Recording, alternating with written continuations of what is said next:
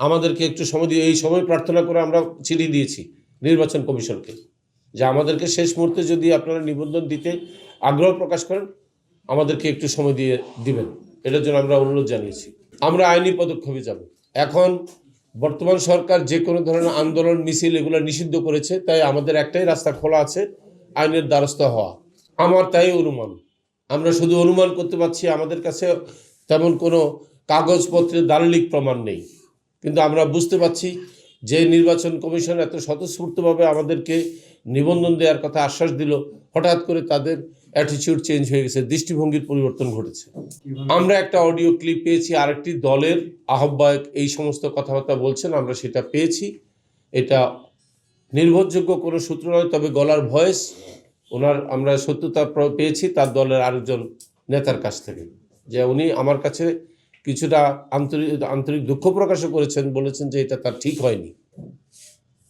এটা আমরা শুধু ওনার দিকে সম্মান দেখিয়ে আমরা এটা অনলাইনে প্রকাশ করিনি, আমাদের কাছে আছে এটা যথাসময়ে আদালতে আমরা জমা দেবো। না, পেপার তৈরি করার কিছু না, আমরা একবারে 51,000 পাতা, আমাদের কিন্তু পেপার শর্টেজ আছে এমন কোনো কোয়ারি দেয়নি।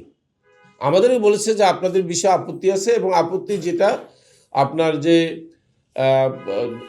যে বিধি 7(3) যেটা, সেখানে আমার লেখা আছে স্পষ্ট যে আবেদনকারী এবং অভিযোগকারীর মুখোমুখি শুনানির ব্যবস্থা করতে হবে। আমি শুনেছি যে কয়েকজনের লিখিত অভিযোগ জানিয়েছে, কিন্তু আমাদেরকে অফিসিয়ালি দাপ্তরিকভাবে জানানো হয়নি কী অভিযোগ, কবে শুনানি করবে, কিছুই জানানো হয়নি। আমরা কয়েকজন বন্ধু এদের কাছ থেকে জানতে পেরেছি, তারা আমাদেরকে জানিয়েছে। না, এটা আমাদের কাছে স্পষ্ট নয়, এই জন্য আমি আশা করব আমাদেরকে জানানো উচিত ছিল যে অভিযোগগুলো কী, এটাও আমরা জানি না। তবে সচিব মহোদয় বলেছিলেন যে তাদের ব্যাপারে কিছু ফাইন্ডিংস আছে, আমরা পর্যবেক্ষণে রাখলাম, আমরা জানাবো। সেটা অনেক দিন হয়ে গেছে। আমি শুধু এটাই বলবো না, আমি বলবো এটা অত্যন্ত দুঃখজনক যে আমাদেরকে সেখানেও অবহেলা করা হচ্ছে, জানানো হচ্ছে না যে কি উত্তর দিয়েছে।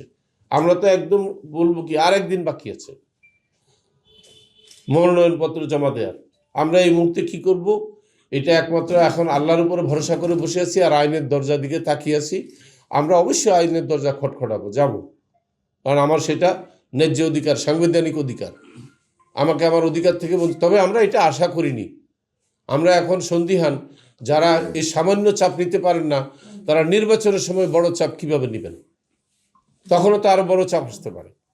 মানুষ আদৌ সবাই আমরা ভোট দিতে পারবো কিনা, আমাদের নিরাপত্তা থাকবে কিনা, আমার ভোট কেন্দ্রে যেতে পারবো কিনা, আমাদের ভোটাররা ভোট কেন্দ্রে যেতে পারবে কিনা, আমরা কিন্তু এখন সন্দিহান। আমরা এই নতজানু নির্বাচন কমিশন আশা করিনি।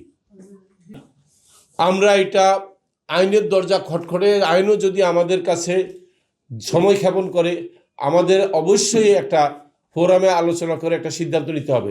আমি এককভাবে একা কোনো সিদ্ধান্ত নেওয়ার পক্ষ নয়, আমি গণতান্ত্রিক চর্চা বিশ্বাস করি। একদিন আছে, আমরা আজকেই বসতেছি, আজকে আমাদের একটা জরুরি মিটিং আছে। জি, আজকে আমাদের একটা সিদ্ধান্ত হবে।